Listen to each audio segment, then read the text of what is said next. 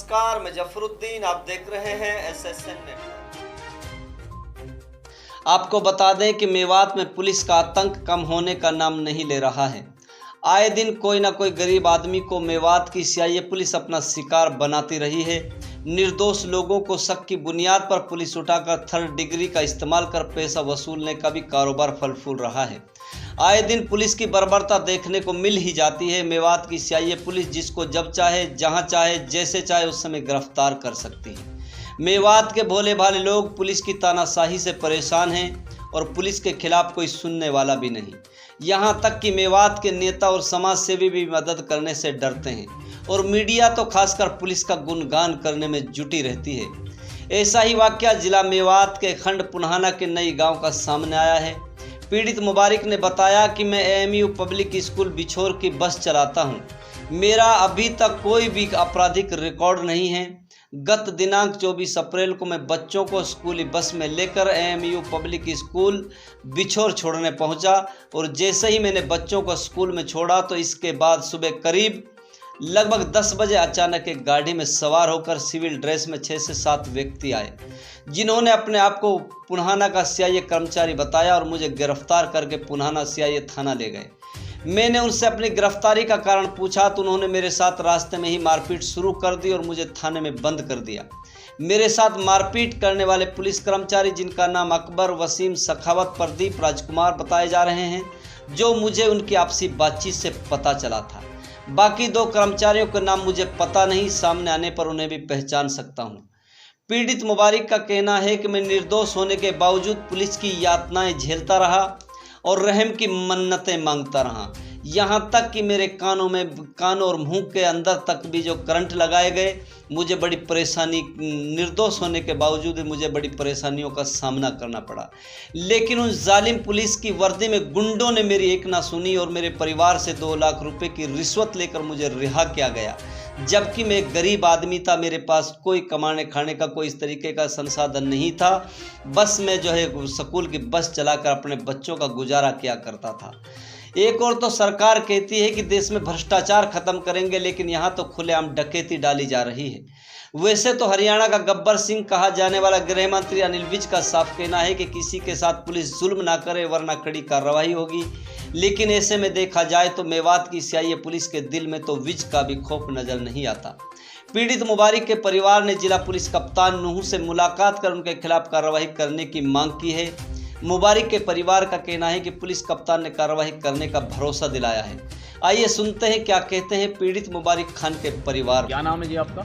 मेरा नाम मुस्तकीम है सर। मुस्तकीम, कौन सा गांव है? नहीं। तो आज आप जो है एसपी ऑफिस आए हैं, तो किससे मिले हैं? क्या आपका मामला था, क्या मुद्दा था? सर, एसपी ऑफिस हमारा जो आना हुआ है वो मुबारक सनो पास मोहम्मद निवासी नहीं के पर्पज़ से हुआ है। उनका जो मैटर था, पुलिस के खिलाफ उन्होंने कंप्लेंट दर्ज कराई थी बिछोर थाने में। हमने 1 सप्ताह बीतने के बाद भी पुलिस ने कोई कार्रवाई नहीं की। उस कार्रवाई को लेकर के आज हमारा यहाँ आना हुआ है एसपी ऑफिस में और वहाँ हमने अपनी अर्जी लगाई है। वहाँ से हमें आश्वासन मिला है कि जल्द ही मामले को संज्ञान में लेकर आरोपियों के खिलाफ उचित से उचित कानूनी कार्रवाई की जाएगी।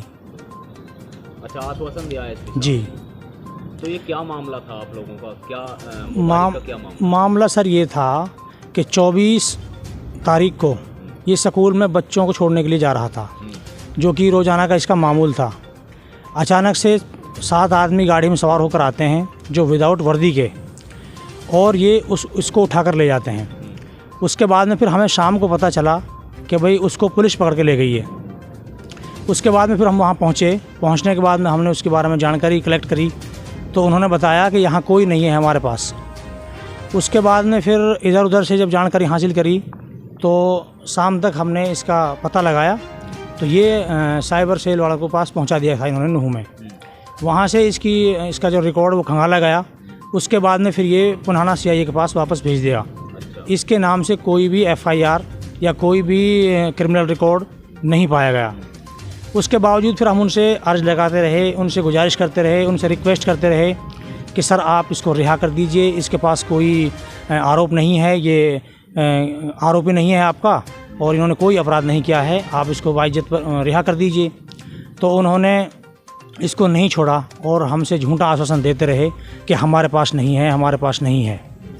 फिर हमारे गांव के कुछ और लोग जो जाते हैं, जो पुलिस के साथ सांठगांठ करके जिन्होंने इस वारदात को अंजाम दिया है, वो लोग जाते हैं। उन्होंने इस मामले में हमसे कहा, उन्होंने पैसों की डिमांड करी। कितने पैसों की डिमांड की? उन्होंने 3 लाख रुपए मांगे जी हमसे स्टार्टिंग में। उसके बाद में फिर मेरे पास इनका फ़ोन आया, मैं वहाँ पैसे लेके पहुँचा तो मैंने इनकी बहन को 2 लाख रुपए दे दिए। अच्छा। उसके बाद में फिर मैं वहाँ से चला आया। फिर शाम को इन्होंने वो 2 लाख रुपए उस आदमी को दिए जो इस मामले के बीच में संज्ञान मीडिएटर की भूमिका निभा रहा था। तो मैं तो यही प्रशासन से गुजारिश करूँगा कि इस तरीके की जो अन्याय और निर्दोष लोगों को सताया जा रहा है, बिना वजह परेशान किया जा रहा है, और इस तरीके से 3rd डिग्री टॉर्चर देने की क्या ज़रूरत थी, जबकि chief justice CJI NV Ramana इसके खिलाफ आवाज़ उठा चुके हैं कि वह इस तरीके से किसी भी मुलजिम को प्रताड़ित नहीं किया जाए। उसके बावजूद भी पुलिस, क्या आश्वासन दिया गया है? SP साहब से मिले? SP साहब ने ये कहा है कि हमने मामला हमारे संज्ञान में है और हम अति शीघ्र आपके मामले पर आवश्यक कानूनी कार्रवाई करेंगे।